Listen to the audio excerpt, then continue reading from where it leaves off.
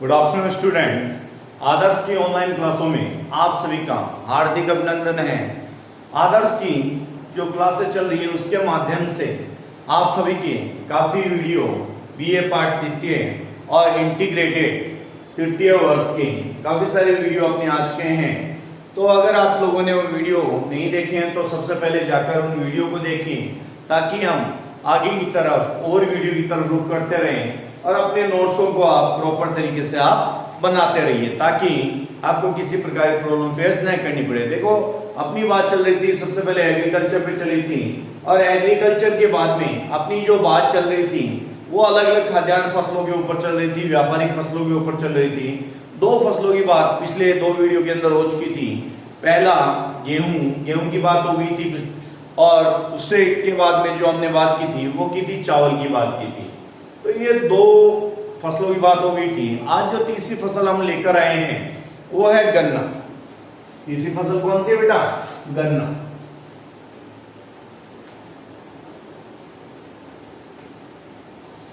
जब कोई भी फसल हो उस फसल के लिए भौगोलिक दशाएं होनी बहुत ज्यादा जरूरी है कि अगर उसकी भौगोलिक दशाएं वहां पर नहीं है तो वो फसल नहीं लग सकती। ये आप क्योंकि आप एग्रीकल्चर लैंड से संबंध रखते हो तो इसलिए आप लोगों को ये चीज ज्यादा पता है कि भाई अगर ऐसा होता है कि वहां पर टेम्परेचर उस फसल के अनुरूप नहीं है या फिर वर्षा उस फसल के अनुरूप नहीं है तो वो कोई भी फसल वहां पे नहीं लग सकती। तो बात कर रहे हैं सबसे पहले गन्ने की भौगोलिक दशाओं की। गन्ने की भौगोलिक दशा, भौगोलिक दशाओं। देखो जब तक भौगोलिक दशाएं उस फसल के अनुरूप नहीं है वो फसल नहीं लग सकती। ये आप सभी को इजी तौर पे पता होना चाहिए। तो सबसे पहले हम बात करते हैं किसकी? जलवायु की। किसकी बात कर रहे हैं बेटा? जलवायु। क्योंकि वो सबसे पहले हमने हर के अंदर इसी चीज की बात की थी। तो जो गन्ना है वो कैसा है बेटा? उष्ण कटिबंधीय फसल है। गन्ना भी कैसा है? उष्ण कटिबंधीय, उष्ण कटिबंधीय फसल। गन्ने की फसल कैसी है बेटा? उष्ण कटिबंधीय। जलवायु कैसी है? उष्ण कटिबंधीय जलवायु की आवश्यकता होती है। दूसरा हम बात करते हैं तापमान की। देखो जलवायु अनुकूल होनी चाहिए तभी वो फसल लग सकती है। दूसरा फिर तापमान की बात करते हैं तो तापमान कितना होना चाहिए बेटा? गन्ने की फसल के लिए जो तापमान है लिखिए उष्ण कटिबंधीय फसल होने के कारण उष्ण कटिबंधीय फसल होने के कारण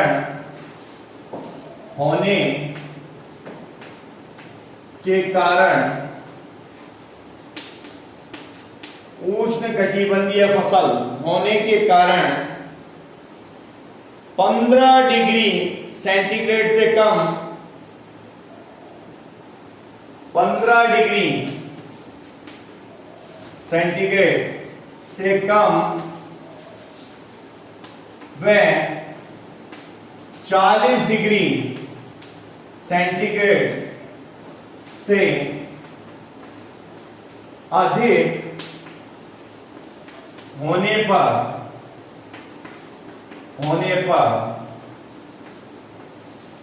गन्ने की फसल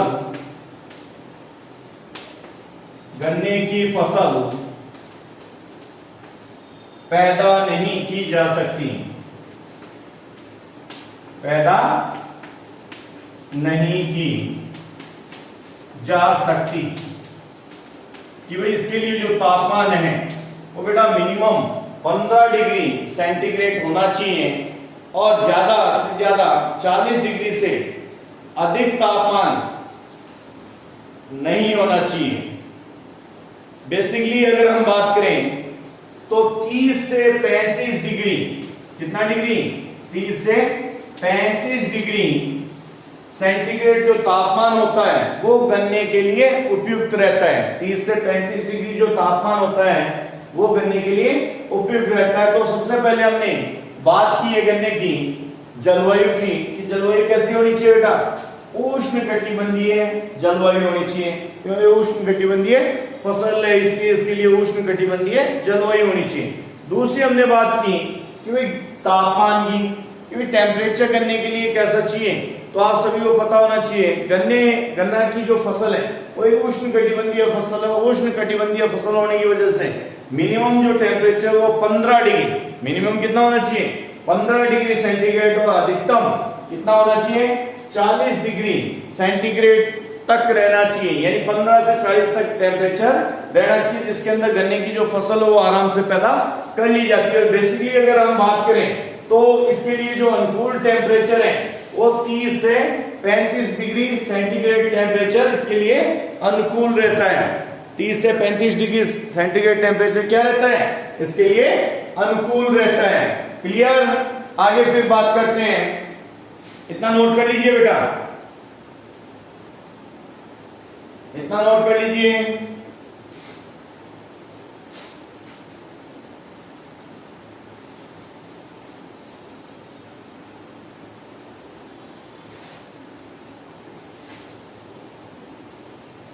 तो वीडियो को आप शेयर करते रहिए बेटा, अपने क्लासमेट तक शेयर करते रहिए ताकि हर बच्चे तक ये वीडियो पहुंच जाए। अपने क्लास के जो भी बच्चे हैं उन तक ये वीडियो पहुंच जाना चाहिए,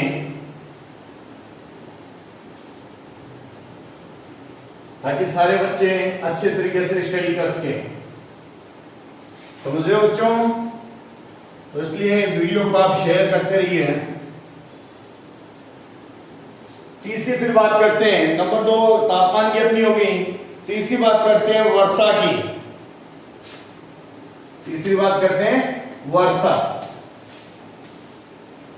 देखो बेटा, इसको वैसे ज्यादा पानी की आवश्यकता होती है, और ज्यादा पानी के अंदर जो पानी की आवश्यकता है वो 100 से 150 कितनी होनी चाहिए, 100 से 150 सेमी, 100 से 150 सेमी वर्षा की आवश्यकता होती है। 100 से 150 सेमी वर्षा की आवश्यकता इसके लिए होती है। आगे बात करते हैं मिट्टी की। लिखिए फोर्थ मिट्टी। मिट्टी कैसी चाहिए बेटा इसके लिए, मिट्टी कैसी चाहिए, नाइट्रोजन व जीवांश युक्त। लिखिए नाइट्रोजन व जीवांश युक्त, नाइट्रोजन व जीवांश युक्त मिट्टी। नाइट्रोजन व जीवांश युक्त मिट्टी की इसके लिए आवश्यकता होती है। इसके लिए उपजाऊ दोमट, उपजाऊ दोमट, गहरी चिकनी, गहरी चिकनी मिट्टी इसके लिए उपयुक्त होती है। गहरी चिकनी मिट्टी इसके लिए उपयुक्त रहती है। क्लियर। नेक्स्ट फिर लिखिए खाद।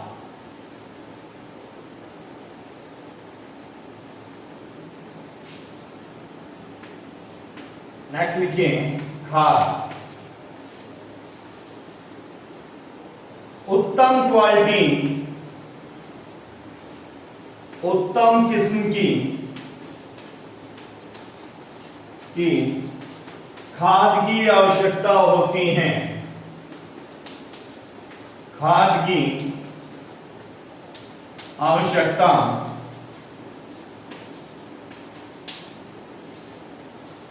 होती है कि भाई अच्छी किस्म की अगर खाद गन्ने को मिल जाए तो गन्ना आराम से लग जाता है, उसके अंदर शुगर की जो मात्रा है वो भी ज्यादा बनी रहती है। क्लियर। तो बेटा ये किसके लिए, चीनी का जो रॉ मटेरियल है, ये चीज ध्यान रखना बेटा, गन्ना क्या है, चीनी का रॉ मटेरियल। बात कर रहे हैं वर्षा की, वर्षा करने के लिए कितनी चाहिए बेटा, 100 से 150 से भी वर्षा इसके लिए प्रयुक्त की जाती है। मिट्टी की बात करें तो मिट्टी नाइट्रोजन व जीवांश युक्त मिट्टी होनी चाहिए। उपजाऊ दोमट मिट्टी हो गई, गहरी चिकनी मिट्टी हो गई। तीसरी, फिर नेक्स्ट बात करते हैं खाद की, उत्तम किस्म क्वालिटी की जिसमें नाइट्रोजन व जीवांश होते हैं, वैसी खाद की इसके लिए आवश्यकता होती है। नोट कर लीजिए, साथ साथ नोट करते रहिए बेटा, नोट करते रहोगे तो आपको किसी प्रकार की कोई प्रॉब्लम नहीं होगी। देखो यहां तक अपनी बातों की ये भौगोलिक दशाओं में आप बहुत सारे पॉइंट और इसके अंदर आप ऐड भी कर सकते हो, जैसे श्रम, श्रम यहाँ पर ऐड कर सकते हो कि भी श्रम की अधिक आवश्यकता की, कोई भी फसल हो बेटा उसको लगाने के लिए, उसको काटने के लिए, उसकी निराई गुड़ाई करने के लिए, सबके लिए हमें श्रम की आवश्यकता होती है। तो इसके अंदर एक पॉइंट आप ऐड कर सकते हो श्रम, फिर एक ऐड कर सकते हो परिवहन, क्योंकि जब आप कोई भी फसल आप लगाते हो तो उस फसल को लगाने के लिए आपको परिवहन यानी ट्रांसपोर्ट की आवश्यकता जरूर पड़ती है, कि फसल को लगाने के बाद में आप एक जगह से दूसरे स्थान पर उस फसल को भेजते भी हो, या फिर एक स्थान दूसरे स्थान उस फसल को आप ले जाते भी हो, तो उन सब के लिए हमें किस चीज की आवश्यकता होती है, परिवहन की भी आवश्यकता होती है। तो ये पॉइंट भी आप कुछ ऐड कर सकते हो, श्रम, परिवहन, तो ऐसे कुछ पॉइंट आपके और एक्स्ट्रा ऐड कर सकते हो। क्लियर? आगे फिर बात करते हैं, इतना नोट हो गया? तो ये तो बेटा भौगोलिक दशाएं जो हर फसल के लिए आवश्यक होती है, हर फसल के लिए अलग अलग उनकी भौगोलिक दशाएं होती है, उस भौगोलिक दशा के अनुरूप ही वो फसल क्या होती है, लग जाती है। आप सभी को पता है कि जो गन्ने की जो फसल है बेटा, गन्ने की फसल उत्तर भारत के अंदर ज्यादा भी पैदा होती थी, उत्तर भारत में उसके ज्यादा पैदा होती थी, लेकिन वर्तमान के अंदर दक्षिण भारत की तरफ ज्यादा रुख हो रही है, क्योंकि जो उतना जो कोस्टल एरिया है, जो समुद्र तटीय जो एरिया है, उस समुद्र तटीय एरिया पर उसको थोड़ी सी अपने लिए अनुकूल जलवायु मिल जाती है, इस वजह से ज्यादातर वहां पर किया जा रहा है। तो अब आगे बात करते हैं इसके उत्पादन की। उत्पादन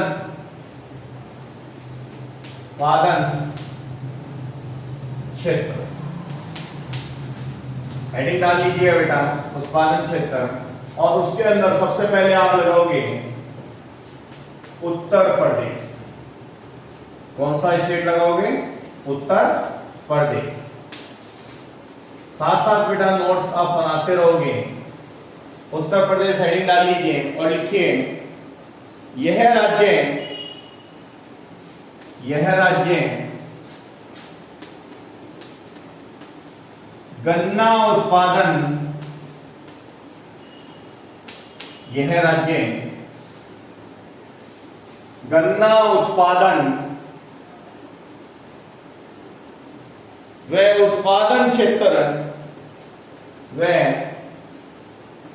उत्पादन क्षेत्र दोनों की दृष्टि से, उत्पादन क्षेत्र दोनों की दृष्टि से प्रथम स्थान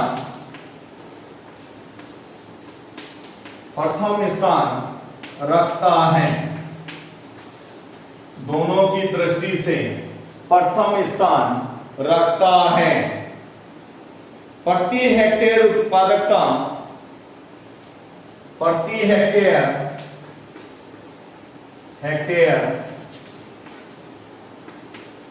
उत्पादकता कम होने के कारण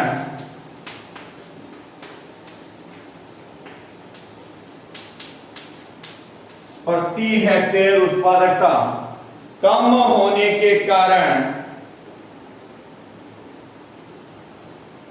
भारत के कुल गन्ना उत्पादन क्षेत्र का भारत के कुल गन्ना उत्पादक क्षेत्र का आधा, गन्ना उत्पादक क्षेत्र का आधा भाग रखते हुए भी, भाग रखते हुए भी, भाग रखते हुए भी केवल 32.57%, केवल 32.57% गन्ने का उत्पादन करता है। 32.57% गन्ने का उत्पादन करता है। उत्तर प्रदेश के लगभग संपूर्ण भाग में, उत्तर प्रदेश के लगभग संपूर्ण भाग में जलवायु अनुकूल होने की वजह से गन्ने की पैदावार अच्छी की जाती है। देखिए बेटा, पहले बात कर लेते हैं उत्तर प्रदेश की।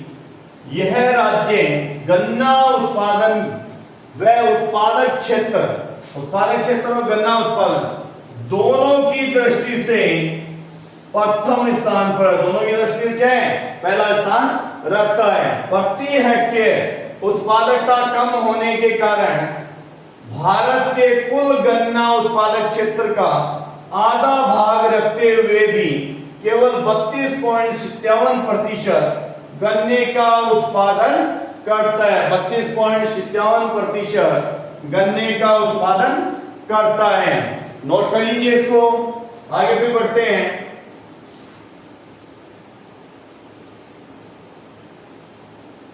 इसके साथ में इसके नाम और लिख लीजिए, बैठ रहे हैं। इसके मेरठ, बिजनौर,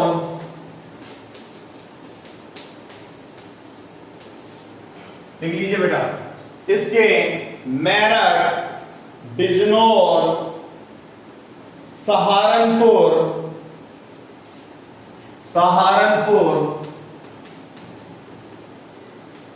गोरखपुर,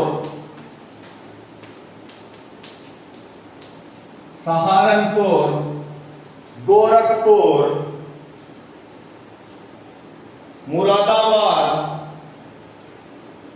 देवरिया,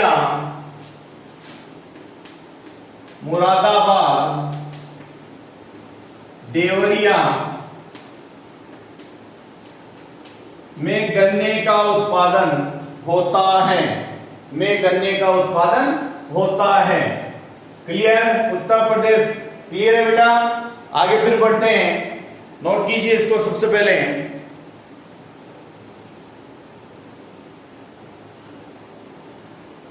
नोट हो गया इतना? आगे बात कर लेते हैं।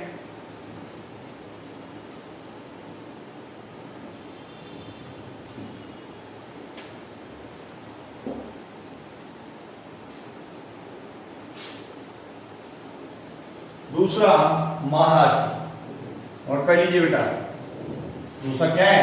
महाराष्ट्र।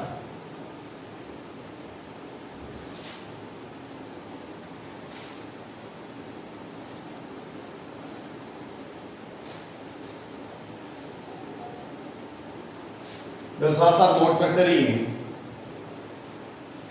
2 नंबर जो बात करेंगे वो करेंगे महाराष्ट्र की। पहला उत्तर प्रदेश हो गया और दूसरा महाराष्ट्र। हेडिंग डाल लीजिए आप, महाराष्ट्र लिखिए। यह राज्य भारत के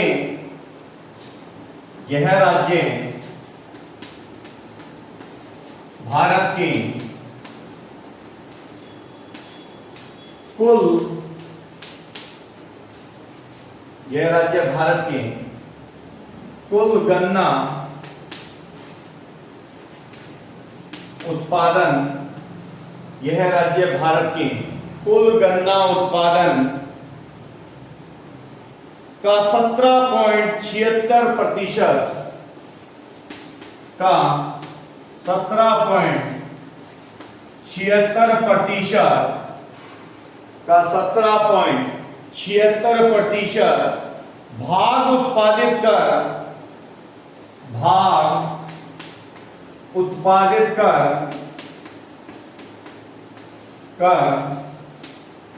दूसरा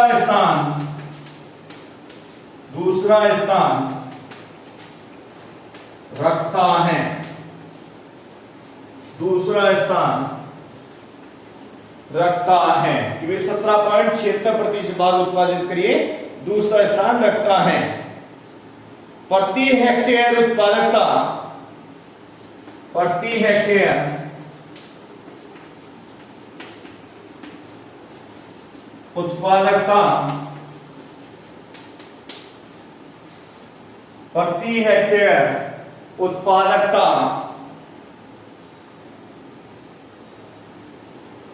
प्रति हेक्टेयर उत्पादकता अधिक होने के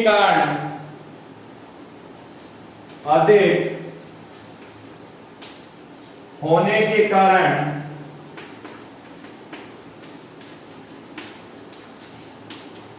प्रति हेक्टेयर उत्पादकता अधिक होने के कारण उत्पादन क्षेत्र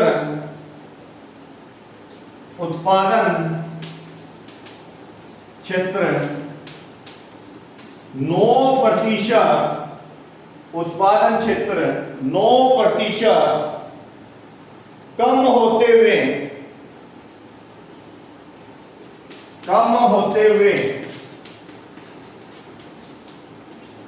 9% उत्पादन क्षेत्र कम होते हुए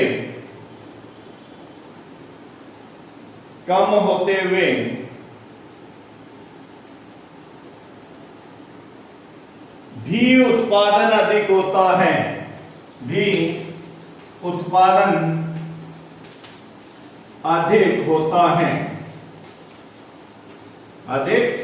होता है। नोट कर लीजिए दूसरे को। इसके अहमदनगर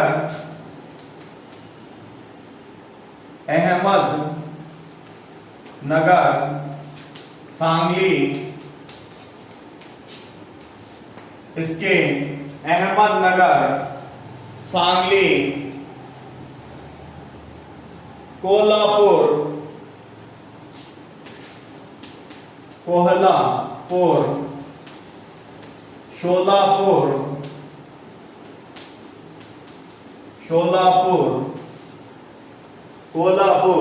शोलापुर नासिक, सतारा, औरंगाबाद आदि गन्ना उत्पादन की दृष्टि से स्थान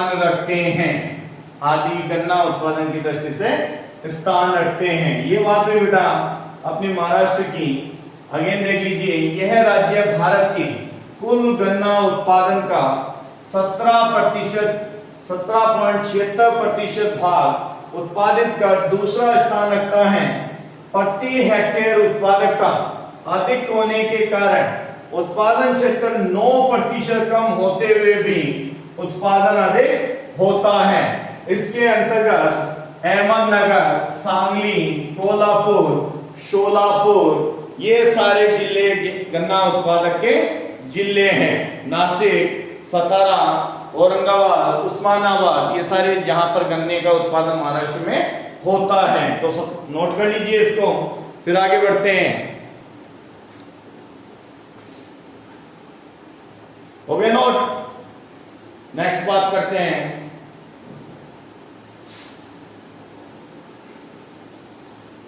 नेक्स्ट लिख लीजिए कर्नाटक।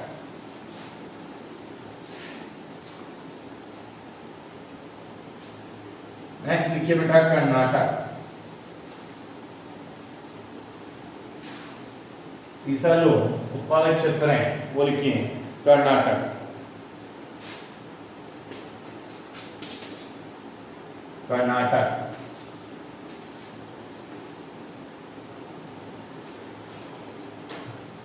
कर्नाटक में लिखिए भारत के कुल गन्ना उत्पादन का, भारत के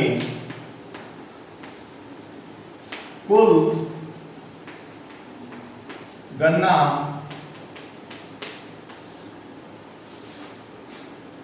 उत्पादन का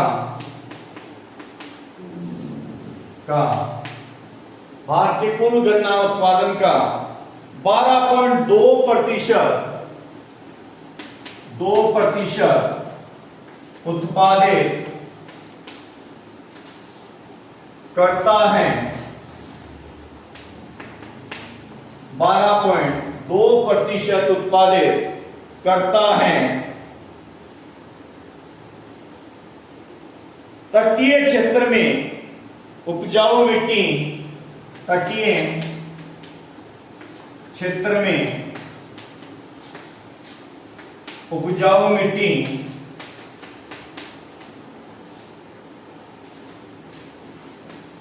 तटीय क्षेत्र में उपजाऊ मिट्टी अनुकूल समुद्री जलवायु के कारण, अनुकूल समुद्री जलवायु के कारण,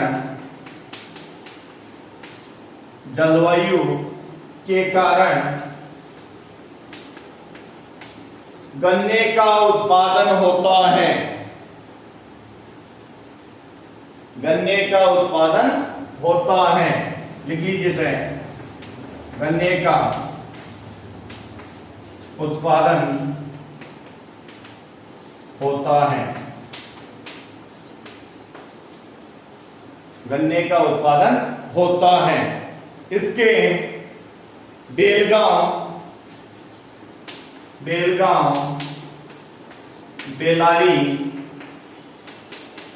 इसके बेलगांव, बेलारी, मांडवा, कोलार,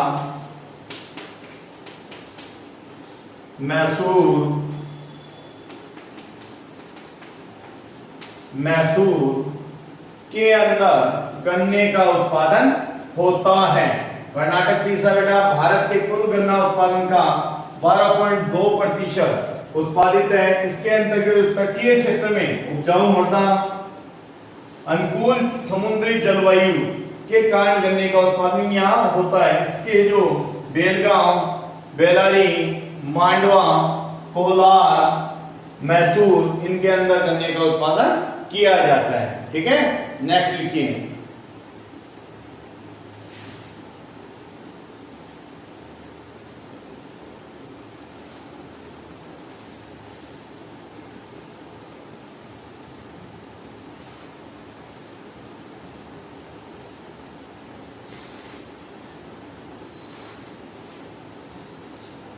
नेक्स्ट लिखिए बेटा, तमिलनाडु।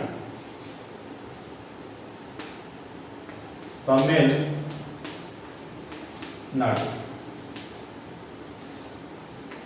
हेडिंग डाल लीजिए, तमिलनाडु लिखें। इस राज्य में गन्ना उत्पादन क्षेत्र, इस राज्य में गन्ना उत्पादन क्षेत्र,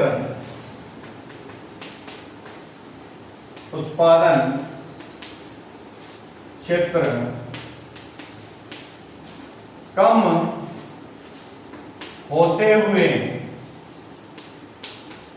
गन्ना उत्पादन क्षेत्र कम होते हुए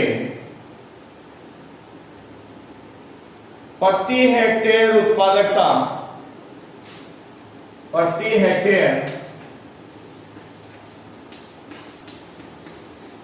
उत्पादकता अधिक, प्रति हेक्टेयर उत्पादकता अधिक होने के कारण यह राज्य होने के कारण यह राज्य भारत का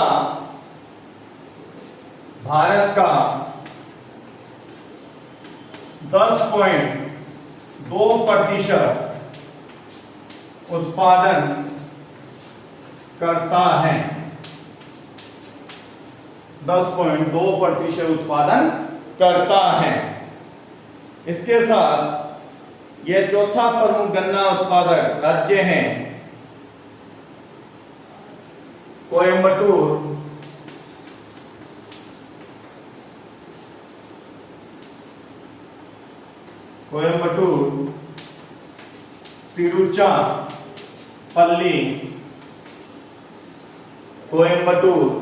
तिरुचिरापल्ली, मदुरई प्रमुख गन्ना उत्पादक जिले हैं।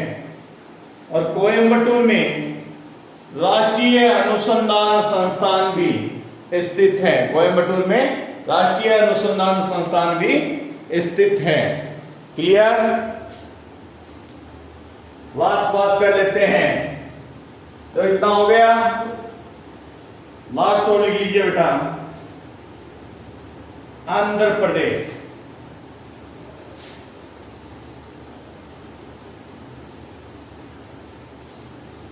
लास्ट लिखिए, आंध्र प्रदेश।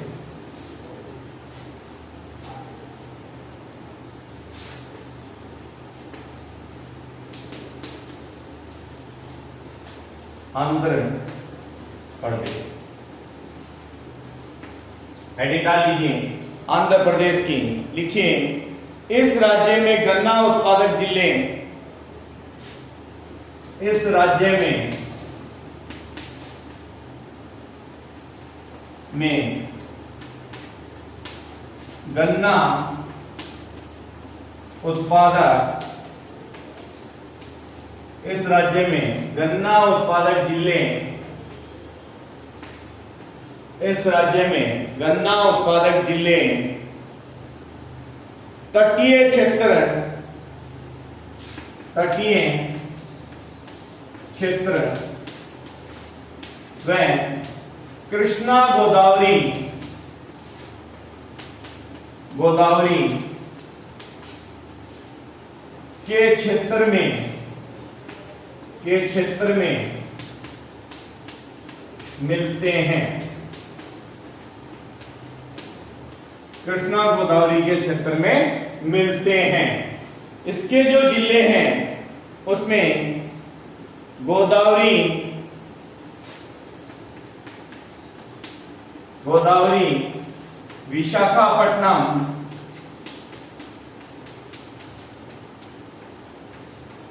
गोदावरी, विशाखापट्टनम, निजामाबाद, निजामाबाद, गुंटूर आदि हैं। निजामाबाद, गुंटूर आदि हैं। और भी अक्सर फिर पंजाब, हरियाणा, अन्य में आप लिख सकते हो पंजाब, हरियाणा, बिहार, पश्चिम बंगाल, गुजरात, राजस्थान के अंदर भी इसका उत्पादन गन्ने का किया जाता है। तो इसी के साथ बेटा गन्ने का अपना जो टॉपिक है वो कंप्लीट है। नोट्स आई थिंक आपने बना लिए होंगे, किसी प्रकार की कोई दिक्कत आई थिंक नहीं आई होगी आप लोगों को। तो इसी के साथ धन्यवाद, दोबारा मिलेंगे नए वीडियो के साथ, नए टॉपिक के साथ। आज ये गन्ने की फसल आप लोग तैयार कर लीजिए और साथ साथ बेटा एक बार मेमोराइज भी साथ साथ करते रहिए, ताकि आपको ये स्टेट, ये सारी चीजें, वहां की लोकेशन वो सारी याद होती रहे। इसी के साथ धन्यवाद, दोबारा मिलेंगे नए वीडियो के साथ में। आप लोगों से आज के लिए इजाजत चाहता हूं।